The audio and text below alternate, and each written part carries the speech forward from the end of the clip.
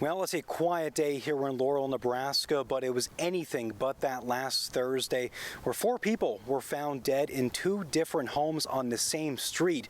And now community members are offering their support and talking about the victims and their impacts. The community is still in major shock. Things like this are not supposed to happen in a small town with a little over 1,000 people. And with some time passing since the events took place, some community members and close friends are speaking out. He was here. I mean, he grew up here. This was, part of who he was. He worshipped here in the United Lutheran Church.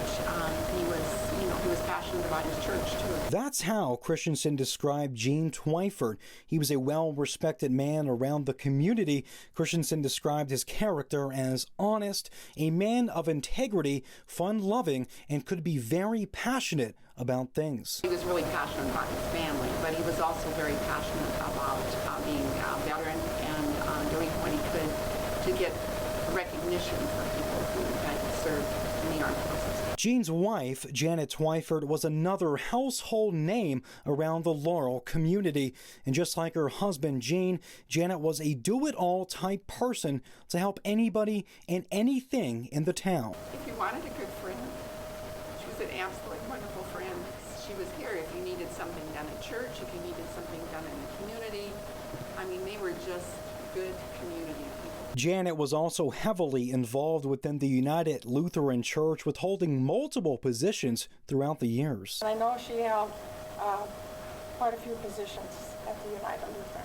And if we had something going on at the church and needed help, she was right there to say, if you need help, please contact me. For Gene and Janet's daughter, Donna, she was known for being warm, loving, and outgoing. She was just the happiest person in the world. Really, she was. I never really saw her unhappy. Nebraska volleyball was another huge passion of Donna's anytime they were on television. She would call some of us on the phone and say, Nebraska's playing on TV, just to let us know.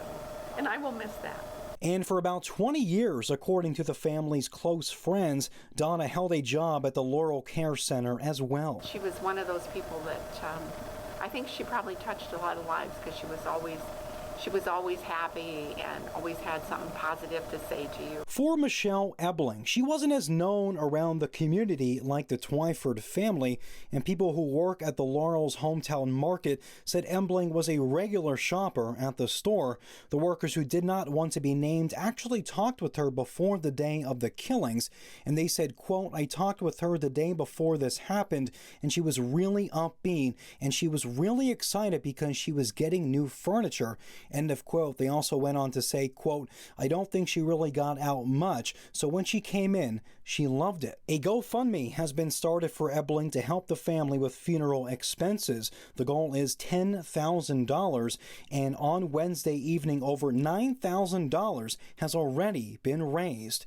And reporting in Laurel for News Channel Nebraska, I'm Nolan Huffman.